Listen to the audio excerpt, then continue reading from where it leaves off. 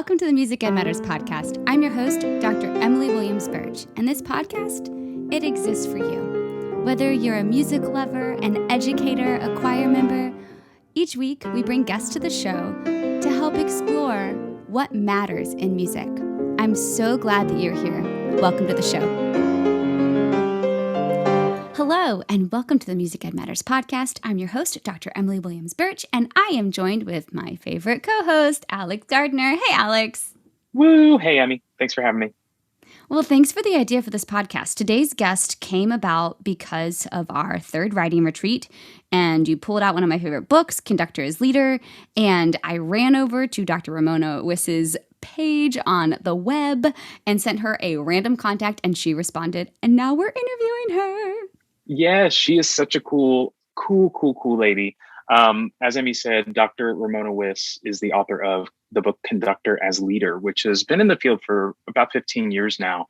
It's just a really incredibly well-written book about the role of a choral conductor, and really any conductor translates, and the leadership qualities that we are required to exhibit, and the responsibilities that we take on as a leader. And I read it in my undergrad. I know, Emmy, you've read it a million times. It's really incredible resource, a really incredible resource for anybody who is in some sort of leadership position within a choir. So we talk about the way people are led, and Dr. Wiss gives us really great definitions and examples related to how we can lead and manage, what the difference is between leadership and management, what we need to do for wellness and taking care of ourselves so we can better serve. And throughout the conversation, there are so many opportunities for thought and contemplation, and I honestly can't wait to hear what the listeners think and what they take away from this one. You're going to have to let us know. Yeah, absolutely. There's so many books out there on leadership, and the Brene Brown Netflix special, y'all watch that. But in terms of leadership resources that are specific to our field, this is one of the very, very best. This conversation is going to be so beneficial, and can't wait for y'all to be a part of it. This conversation is brought to you by our friends at Kaleidoscope Adventures and the Kinnison Choral Company. Check out everything that our awesome sponsors are doing over at emilyburch.org/sponsors. Remember, you can join the conversation and get deeper into some of these insights over at patreon.com/musicedmatters. But that's enough news for right now. Let's dive into this conversation with my co-host, Alex Gartner, and our guest, the expert on choral leadership, Dr. Ramona M. Today on the Music Ed Matters podcast, I'm joined by my guest co-host, Alex Gartner, and our guest, Dr. Ramona M. Hello, Mona. How are you? I'm still checking my audio and video here as I got the little recording notice, but it's so good to see you. It's good to be with you both, Emmy and Alex, and just to take an hour or so to visit. Happy to be here. It is so nice to meet you. I was telling you before we pushed record that I read your book back when I was all of 21 years old, and now to meet you in person is so cool. Oh, well, you're too kind. I appreciate the invitation. I've said this to my dean not too long ago, that the topic of leadership generally, but certainly related to what we do in the music field. You could just kind of wind me up and let me go, and I'll keep going and going and going. Yes. So there's just so much, right? There's so much. So I love it. Well, we get to talk about so much of that today. Before we get started, tell the listener, who's Dr. Wiss and how did you find music? There's all of the sort of traditional who is a person, right? I'm a professor of music and an endowed chair at North Central College in Naperville, Illinois, which is about 30 miles west of Chicago. Director of choral activities. I teach and have taught everything from 3 or 4 different kind of choral ensembles to conducting and methods and servant leadership. I'm preparing an honors seminar in the spring, which intersects yoga with really student wellness. It's actually an honors seminar for any student, not just music students. So that's kind of the traditional who is, right? Mm-hmm. I think if you were to say who am I more broadly, I would say I'm just a human on a journey like everybody else, and hoping to move forward a little bit every day and help other people to do that too. That's kind of kind of a mission statement that I have, that I don't sort of say every day when I hop out of bed, but I really think it. I think most every day in some way. In terms of how I found music, I guess I want to say music sort of found me. My upbringing was different than probably a lot of people. I didn't have a structured choral experience until I was a freshman in high school. I grew up in the south side of Chicago, and at a time where the school that I went to from grades 1 through 8 didn't have PE, they didn't have music. Wow. We had one year where there was a lay teacher, who came in and taught choir 2 days a week after school, which I did.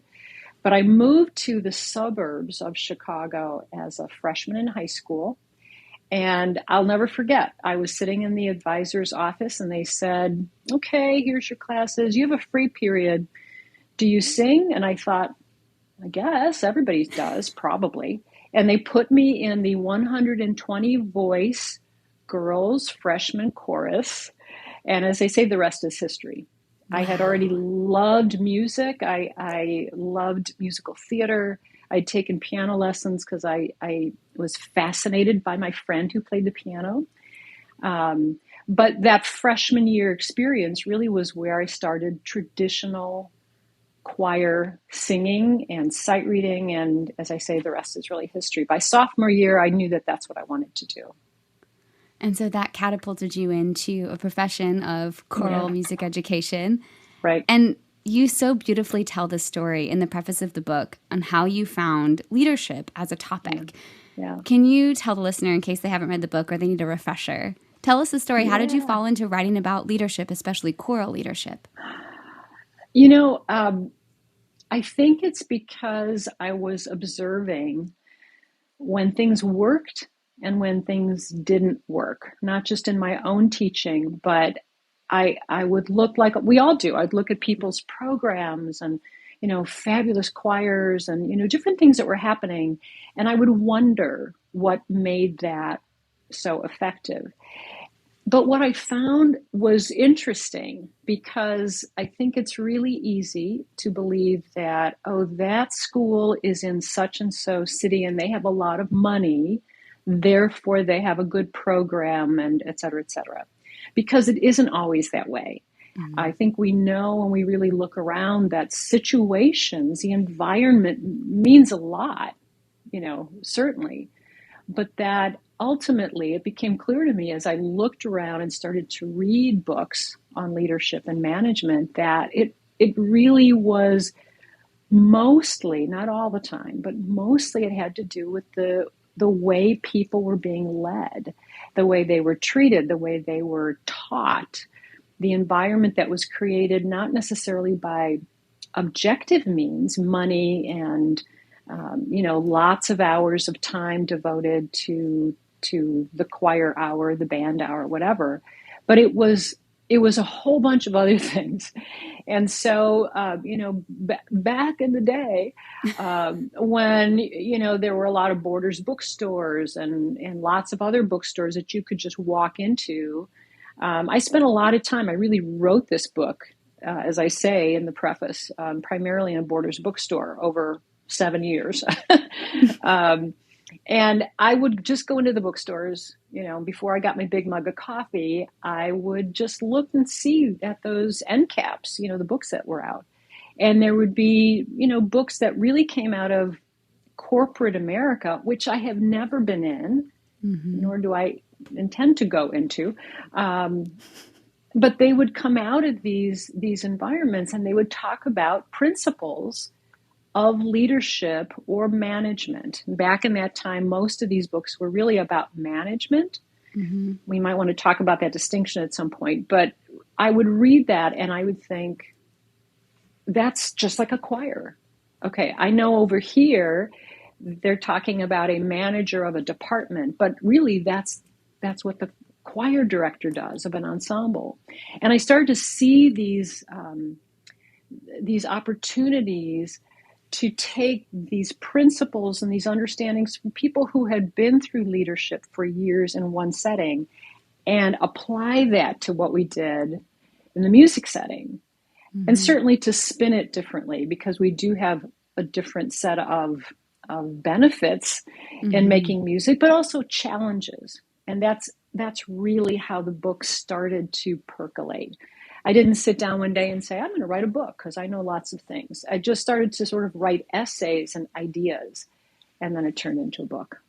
I love that. It's a percolation. Like, you have enough. Yeah. Alex, I think you laughed when she said that, because that's how things happen. Yes. Yeah. Well, speaking of that book, your book, Conductor as Leader, has been around for, 15 years now. It's an incredible resource for our field. Talk to us about, we're writing this book. We're struggling with our title terribly. Conductor as Leader. Why that specific title? Yeah. Happy to talk with you more about the struggle of the title for you guys. But for me, I think, and again, I don't remember this consciously, but I think it just was probably a pretty quick evolution in my thinking, because I kept writing and realizing that what I was writing wasn't how to conduct beautifully or methodology per se, though there's a fair amount of method in the book, but it's not a methods book. I don't even think of it as a textbook. So I kept thinking, this is really what I'm talking about. I'm talking about how the conductor does the leadership part of their job. Because we know that conductors have lots of jobs, including managing a lot of things. And all the other musical things, that's what we learn in our undergrad and graduate programs. And that also kept resonating, kind of kept coming back in my mind, that we get a lot of education. If we're going to be a music major, music ed major, a conductor, we get all of that theory and history and technique and voice lessons and repertoire. But as we've already talked about, probably before the podcast started, what about the most important part? It's not just, can you get a great ooh vowel from your choir, but can we bring the choir together? Can we create an environment where they want to come to rehearsal, where they will tough it out through pandemics and virtual choir and middle school and anything else, right?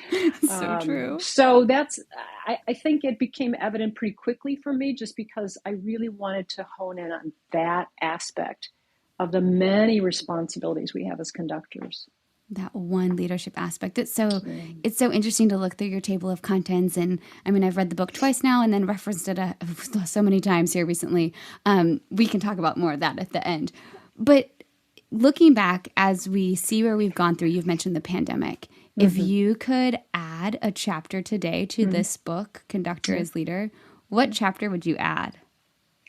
Well, it's a great question. I am working on another book. I've been sketching essays for probably 4 years. And the challenge for me in that book is that there are 2 or 3 really important things I'm trying to find ways to kind of connect. And the pandemic really did impact it in a number of ways, not really in terms of content, but in terms of sort of perspective. The chapter is probably a large chapter. If I had to only add one, and it's really what I've been writing about quite a bit lately, which is really wellness, mental health, really under the umbrella of yoga. And you and I talked that we both are certified as yoga instructors. And what I've learned in that is not that yoga itself is the be-all and end-all. It is an ancient science of living well. It's the broadest way I could write that. But what I've been doing somewhat intuitively and somewhat very consciously over the last probably 7-8 years in my rehearsals is taking broader approaches to the things we normally would do. We normally stand and stretch, right? We spend a lot of time on breathing with our choirs, regardless of whether they're pro choirs or littles or whatever. We spend a lot of time on that. in recent years, even pre-pandemic, certainly since pandemic came, I spend even more time consciously embedding into the instruction in the most appropriate way, taking the time to just be, taking those deep breaths, allowing the breath to change your state, to either enliven you if you feel lethargic, or to settle you down if you're anxious. And all of the aspects that we can learn, not only from something like yoga, but just our understanding of what wellness is and the importance of mental health and wellness, that would be the chapter. And I've been blogging on CoralNet for about a year and a half. I just wrote an article for the Choral Journal. They just did an October issue, October 21, on mental health. So really everything in that issue was related to that. So I wrote an article for that. And that I think would be the piece. I think I hinted at a number of those things, or perhaps talked about them toward the end of the Conductor as Leader, where I talk about taking time for yourself, to be away, and so forth. But I think I would spend more time really talking about that, not only for the Conductor, but through the Conductor to the ensemble, because art making is absolutely perfectly situated to be supportive of mental health issues, and really to help people. And if you know this as somebody who studied yoga, but to take off what the world has put on us. That's the big struggle now, is everyone is so judgmental of themselves and others with social media, and just this constant, am I meeting these expectations?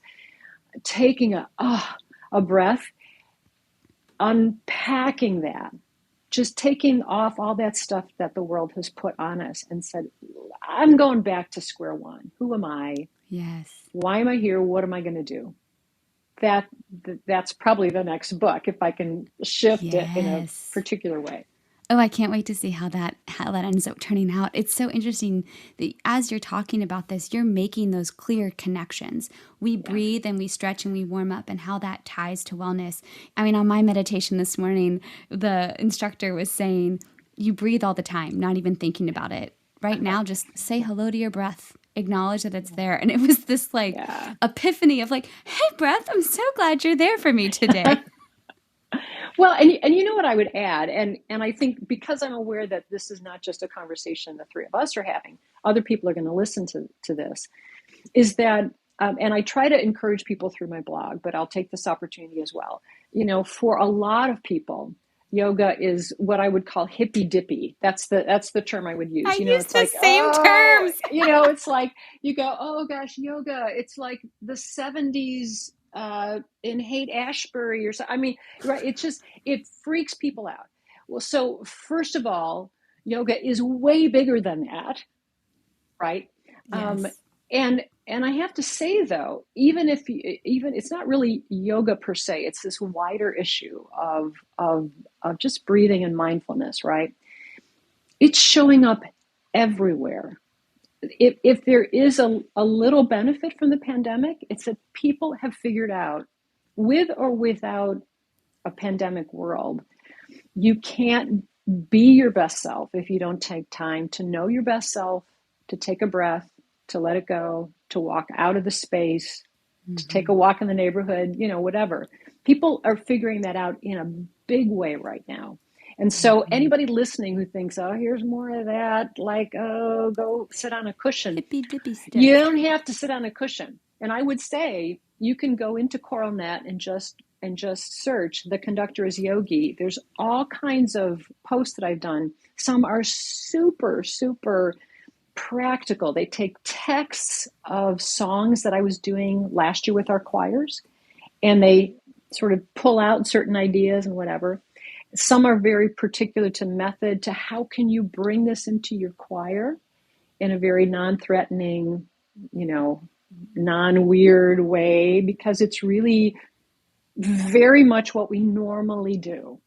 If you've Mm-hmm. ever taken a choir and told them to sit nicely in their chair or stand well and take a deep breath and then let it go, especially if you do take it in for 4 and out for 8, you're teaching yoga.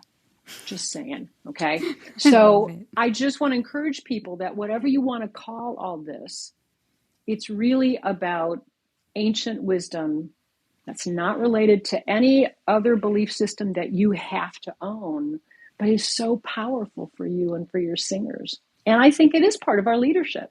Everything we bring to what we do as leaders, what we are, what we model, what we teach, it's all part of our leadership. Mm-hmm. Mm-hmm.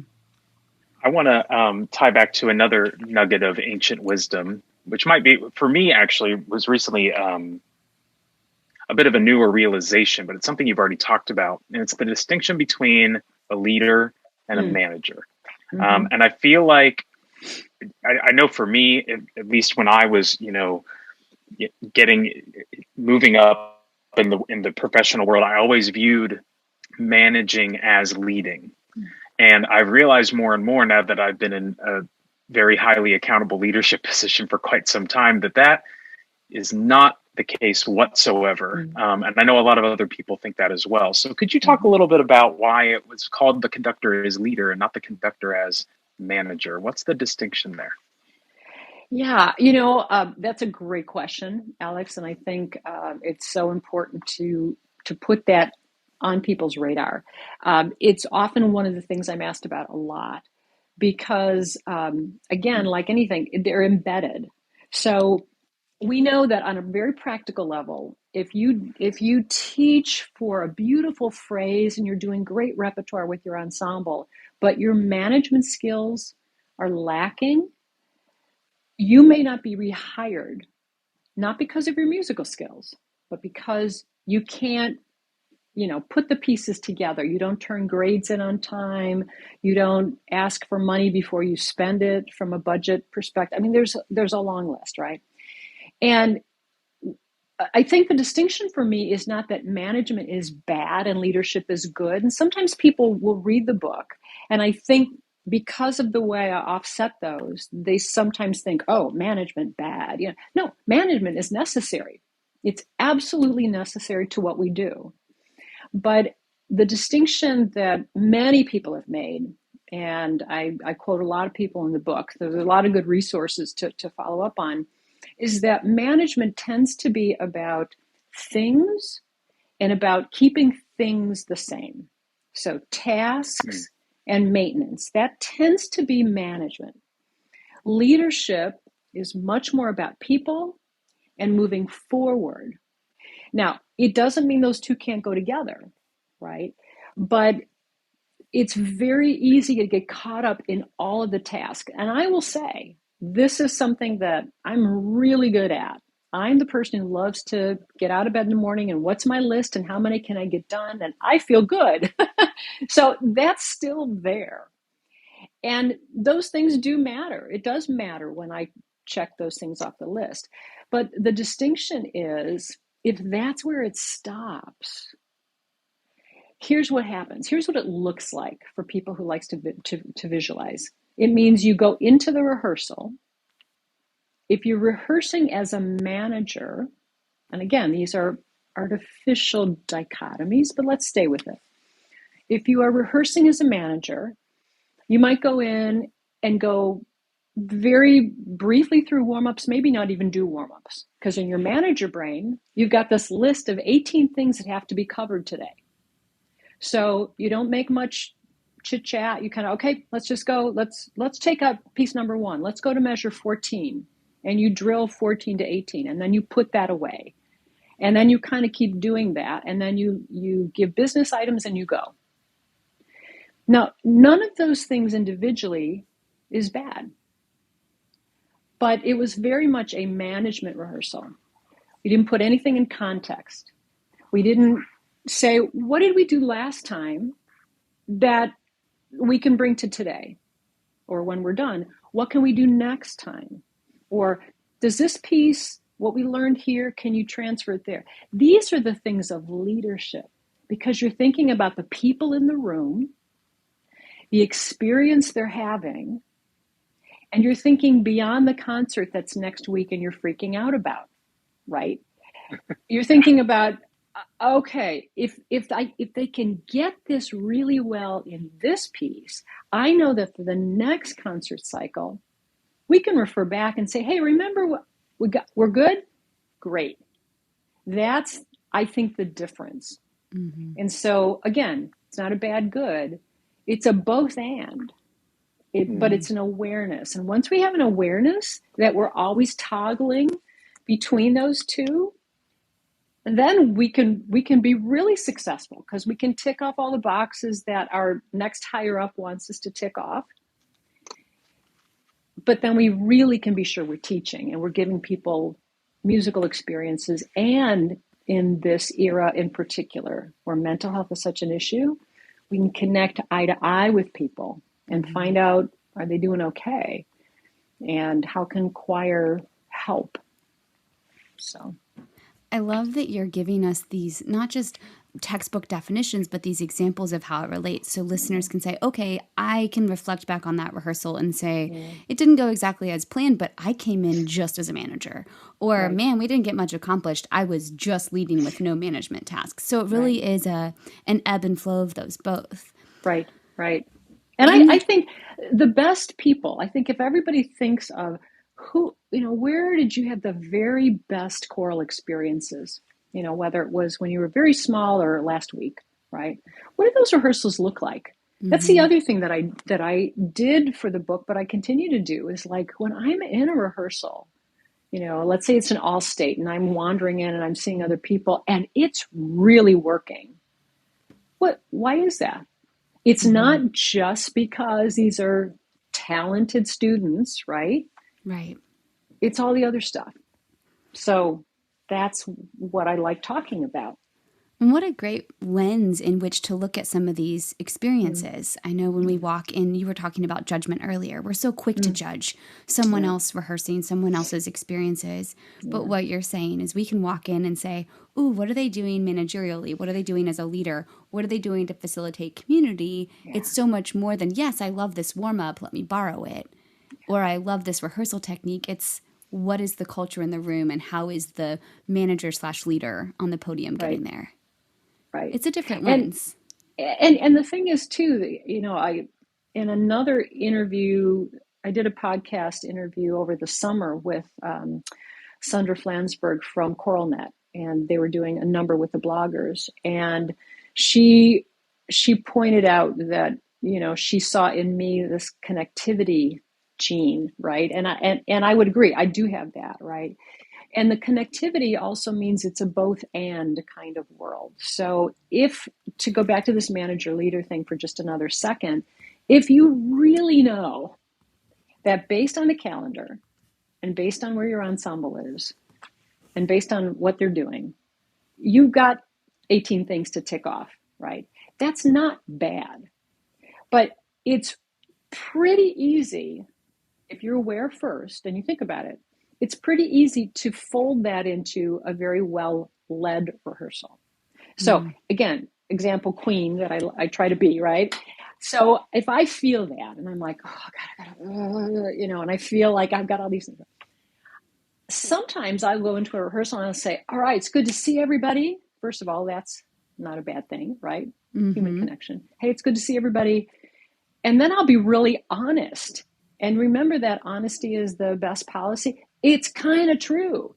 So you can actually say to your ensemble, okay, so I got to tell you right now, my brain is spinning with lots and lots of little things. I want this to be a really great rehearsal. Do we think we can just kind of get really intense into these little areas and maybe just before we leave that piece to the next, take 1 second to sort of talk about how to put it into the whole. Can we do that? And of course, they'll all be like, yeah. I mean, people will get on board pretty quickly with your passion and with your honesty when we bring them into the process, rather than, I am the conductor, you need the secret hand signal. I mean, why do we do that? If you bring them into the process And I bring them into the process all the time by conducting with me. That was my doctoral dissertation. And I still use that as a launching point for leadership. Again, probably another discussion, but the idea that, hey, I value you enough, seventh grade, right? Church choir of 85-year-olds. I value you enough to share with you why I'm asking you to do this, or to share with you what I do as a conductor. Do this with me. Oh my gosh, that changes the room immediately. So then you can go into that rehearsal and you can manage and tick off those things, but you have contextualized it. And that's a lot of what I'm writing about in this next book, whatever it is context and how important that is. So again, you can do a both and I think much more of life than we think sometimes is really both and. I love that. I think we might have to call the episode that, both and. I think that's so perfect. It's really what we're talking about. You're giving us some really good examples and some great things to chew on and think about. Let's go with all that you've experienced writing this book, writing the blog, preparing your next round of essays. Let's go through the different levels of teachers listening, starting with the pre-service teachers. And let's give each of them some words of wisdom related to leadership, especially as teacher conductor leaders. So let's start with the pre-service teachers. They're not yet out in the schools. What advice would you give them? You know what? First of all, I guess I would say thank you, because I think the undergrad pre-service life right now is incredibly challenging. I mean, I was busy as an undergrad. I got the music ed certification and actually got a minor in PE, and what, it's nothing like what it is now. And we know that depends on which state you're in and which institution, but let's face it, it's a very, very hard thing to do, but it's very much needed. So thank you to pre-service teachers. I would say for pre-service teachers, there's a lot I could say, because I love that population and I teach them in methods classes, but I would start by saying you don't have to have, 20 years of experience and a title and even a completed degree yet, if you're, a junior or a senior student teaching, whatever, to be a leader. And I would talk with them more about what I already do. I talk to students and ensembles all the time, that by who they are and their attitude, their professionalism, their willingness to think and to plan and to lead and just be good musicians is already leadership. And I think, and I make this point in the book, as you recall, is that we all think that being a leader is something out there. It's the title, it's how many degrees, it's the conducting post we have. But those are just job descriptions. Those are just job duties. I don't care if you're the grand poobah of the largest, most highest paid professional organization. That by itself does not mean you're a leader. So therefore, if you flip it, a pre-service teacher who doesn't have any of that is not a lack of a leader. They have the ability to lead by giving their skills, watching and listening what they get, because it is about interacting with people, not just about doing what my textbook told me. That they can lead, and they can lead in powerful ways. So I think that's probably what I would focus on. And also just, oh gosh, I understand how tough it is to get through. Yes. Oh my goodness. That's my favorite too. I love it. What great inspiration that the years don't matter. We can flip that on its head, that you can be a powerful leader even as a pre-service teacher. Absolutely. What about those early teachers in their first, 3 to 5 years of teaching? What advice would you give them? Well, that's really challenging in a different way, because now they're under the impression that because they do have the licensure, that they're somehow a finished product. And a lot of days they don't feel like that. And I can remember my first year of teaching. I started as a high school teacher. I did that for 6 years. I also did a half year when I graduated working with preschool kids with learning disabilities. So my first full year as a full-time choral director, there were so many days I left crying, not in the classroom, thankfully, but, on the you always drive have to home. make it to the car. Yes, You make it to make the it car. to the car, right? Because it wasn't what I thought it was going to be. Most of us go into conducting and music education because we had a powerful experience somewhere along the way. And as I like to say, we want to keep repeating that. So we just go to the other side of the podium. So instead of being in the ensemble, you are now leading the ensemble. You just want to stay in high school choir forever, right?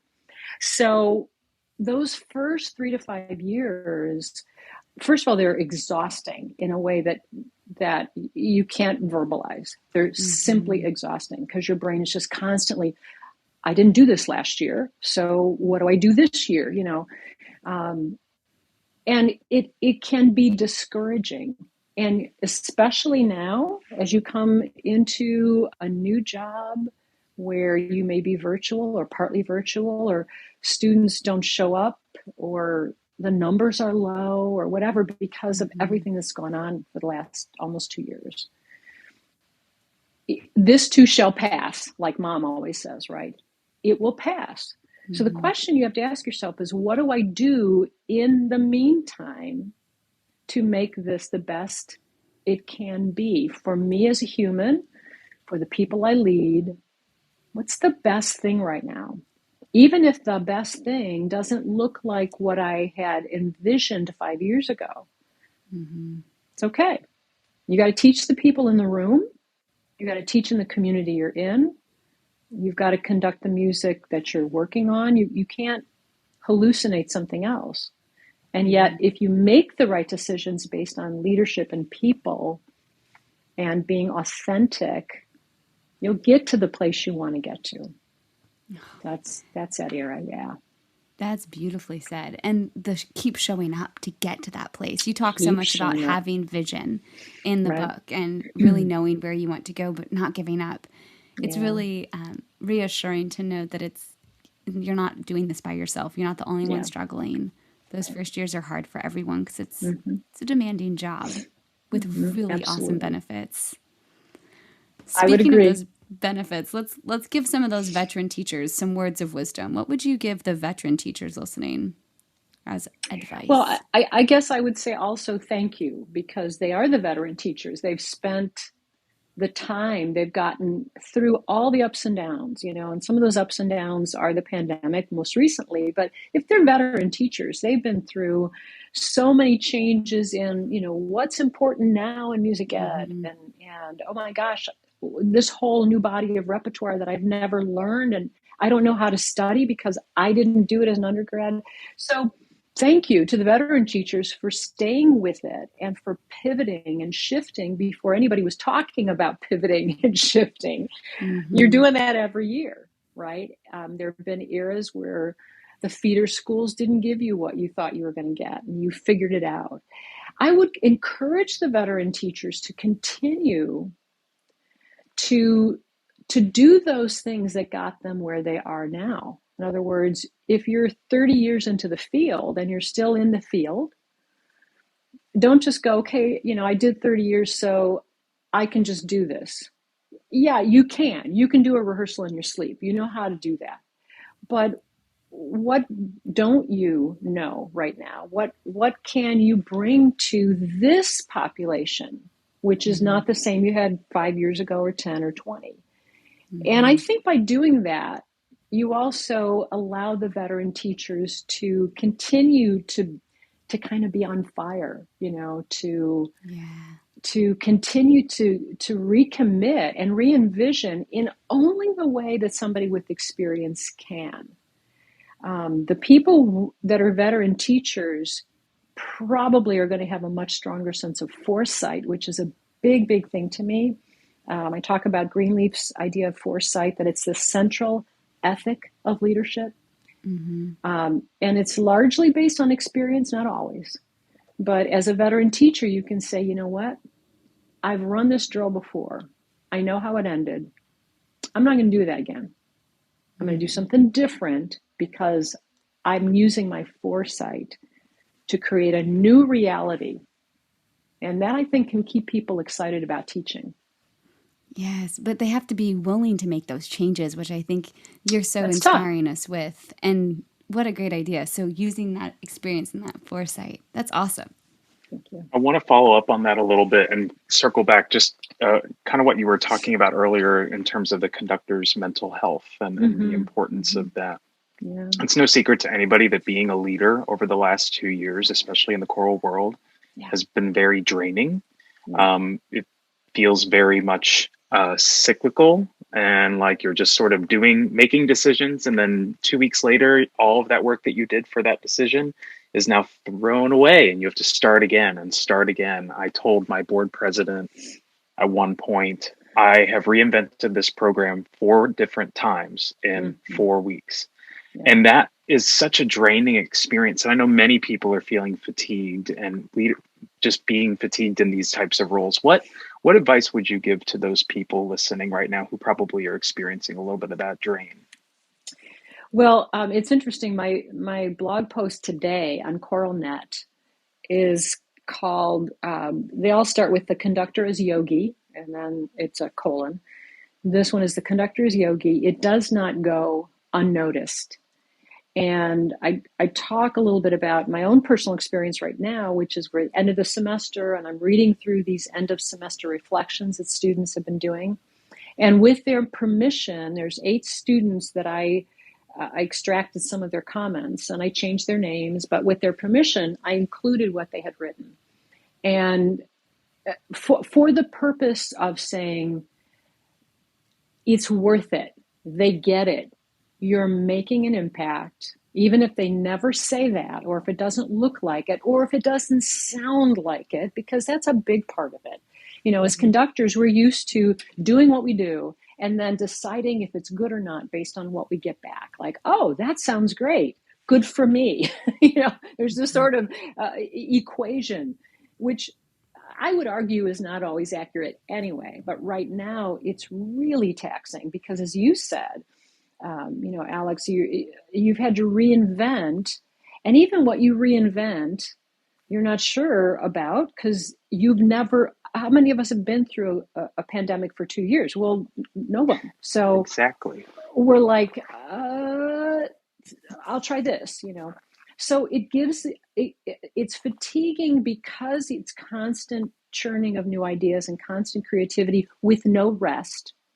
And I would say this, any creative artist, pandemic or not, right, knows that you go on a kind of a creative spurt and you put every bit of you into it. But then usually there's a culmination, right, a performance, an artwork, a book, something. And then there's a kind of recharge period. We haven't had the recharging period because it's not done yet. We're not back to it's all normal. I mean, all of that, right? So the fatigue is real.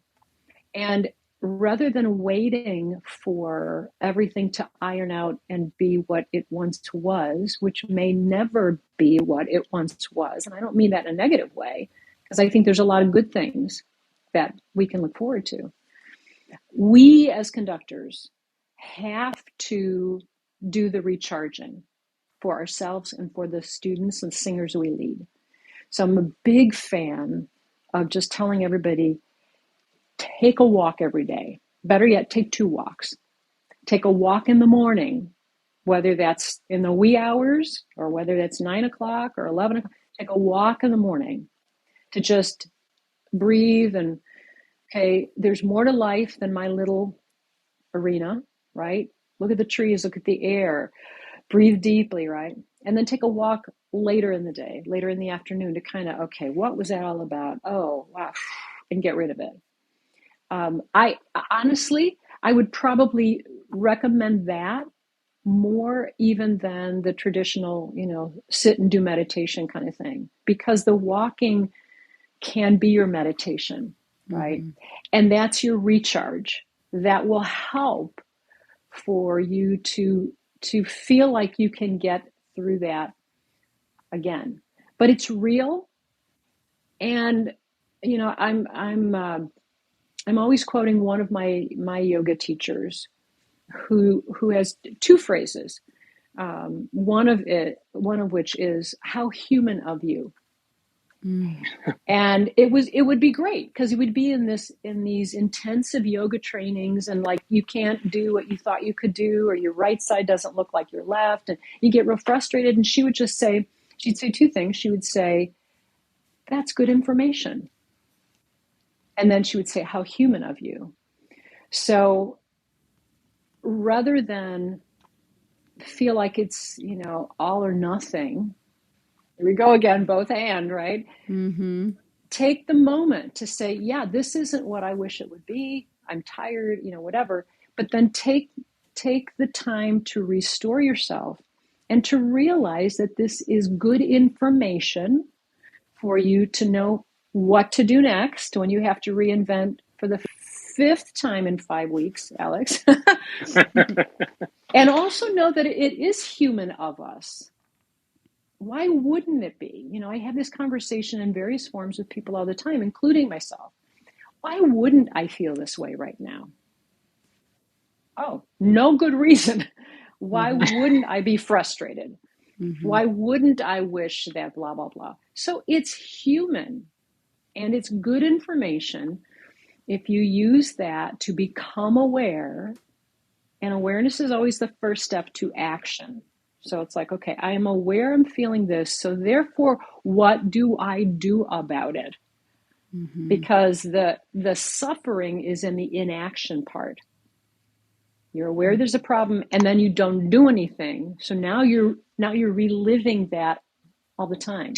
Yeah. Right. That's so good. Suffering. Absolutely. Thank you. That was great. I wrote awareness is I just keep writing a bunch of. I have a bunch of notes on this. We're gonna have to compare. You should send all that back to me, because maybe that's an essay for me to put in the book. Yeah. So Hey, anything you want, we'll happily reciprocate. This has been great. You've already given us so many great tips, and as you said at the beginning, we could make a podcast episode out of so many different things here. So we're gonna have to have you back. Well, I would love that, and I just think that I think it's not so much about me or the book or even this discussion. I think it's indicative of what we do, which is so rich, even when it doesn't feel like it. When it feels right now like you're just tired and you're just done with it. Again, good information. Be done with it for a while. Take a real break. Go take that walk, whatever. But what we do as conductors and leaders is rich with stuff. So at any given moment, you can take any little piece of that and really sink into it. I think you have to become, again, aware, first of all, that there is a lot out there. And then it becomes a really interesting, fluid journey where you're kind of like, yeah, I'm kind of in this era where I'm just really comfortable with myself as a conductor. I'm feeling it. It's all kind of working. But, over here, I could do something. I think that's how life is meant to be lived, right? Yeah. Rather than just getting stuck. No stagnation. Yeah. Well, this has been so easy. Before we go, I always give guests the opportunity for the one thing that really matters, what you want the listener to walk away with. What do you want them to remember? There's so much. Are the trumpets playing? Is the music you know what? I don't even know if I wrote this down when I was sort of prepping for today, but I did think about one thing, and so much matters, right? I think we have to be true to ourselves and compassionate to ourselves before we can do that for and with other people. And a part of that comes with this very yogic idea of, awareness without judgment. There's so much judgment, right, in the world. It's like you can't do anything. I mean, how many times have I been on Amazon ordering holiday things, right? And what do? I go look at the reviews because I want to know what people think. So there's some good benefits there. But when we start to associate ourselves at a deep level with what other people, including we ourselves, are judging, it's going to be a losing proposition. It's just not going to be beneficial, because we'll never find out who we are. We'll never find out what we can uniquely give. We'll never be happy, because we will have developed a false identity of who we are based on other people's judgment. So we can be discerning and aware, but judgment usually takes us down, down the rabbit hole in a bad way. So that's probably a lesson for the modern era, even in more ways than in the past. Release that judgment from both and to for and with. It's all the things. Okay. This has been such a fun conversation, Mona. Thank you for your time. You're welcome. Thank you for the invitations. Good to be with both of you. What an incredible conversation with Dr. Ramona Wiss. The thing that keeps sticking with me is that little phrase that she said, "Oh, how human of you." It's such a really great way to disarm all of the stuff that we carry around with us, especially as leaders. There's so many factors that weigh us down as music teachers, and just reminding us of the context of what we're doing and why we're doing it. It's so refreshing to hear her talk about leadership in such a seamless way. And she gave such great examples. I loved the quote, "That's good information. And so human of you." Those two yogi quotes made me so happy. And oh my goodness, I kept going back to both and for with. That's going to have to be the title of this, because it's that dichotomy. We're leader and manager. We're singer and leader. We're conductor and leader. We're human and choir person. Yeah, there's the many hats that we wear as choir directors. They can get so heavy. But when we think about all of the incredible benefits, she said all the time, what we do is so rich. And the more that we embrace that, the more that we remember. I think she also said, we aren't a finished product. And especially all the stuff she talked about with mental health.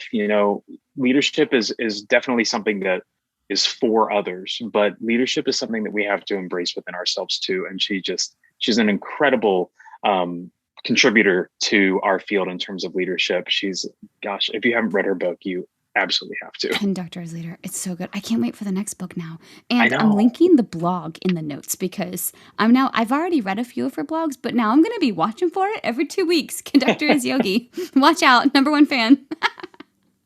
This is great. Incredible. Hey, Alex, thanks for coming on and being one of the guest hosts. It's always so much fun to do this with you.